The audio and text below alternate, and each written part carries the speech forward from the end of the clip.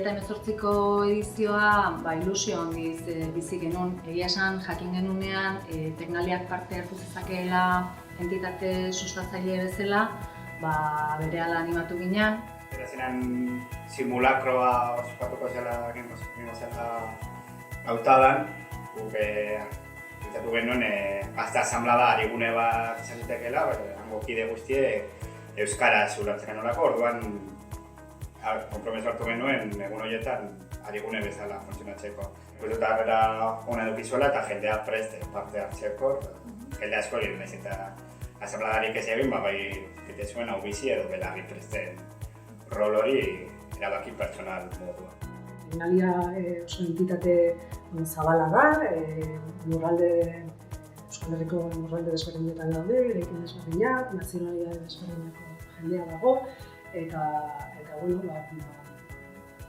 baliagarri izan zen gure ohiturak pixka bat astintzeko eta euskara zabaltzeko.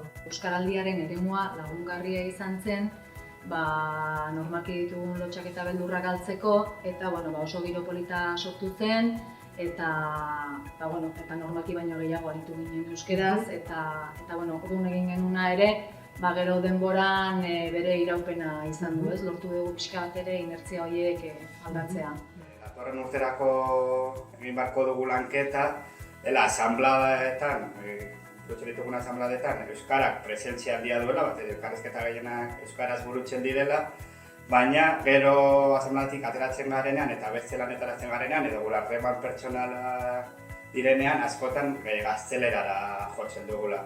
Orduan ikusten landu beharko dugula, asanbladaz gain, gure arteko harremanak euskaraz jarraitzeko. Euskaraz ezakitenak nolabait pixka bat ere gerturatzeko euskarara, eta beraien lehenengo urratsak eman zituzten hiztegitxoekin, euskaraldiak argitaratu zituen hiztegitxoekin, Eta ni bai ikusi dut, 75 ordu euskaraz edo aurreko euskaraldien ondoren, harreman batzuk euskaraz jarraitu dutela.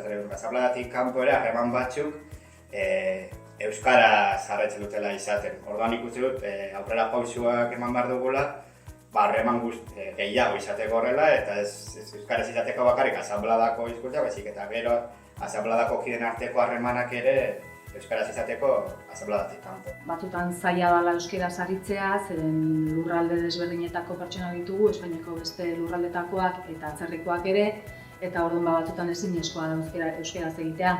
Baina beste batzutan badaude lan eremuak, non pertsona guztiak ulertu edo hitz egiten dute euskaraz, eta hor egin dezakegu lan, eta saiatzen gara eta saiatuko gara. Hori da.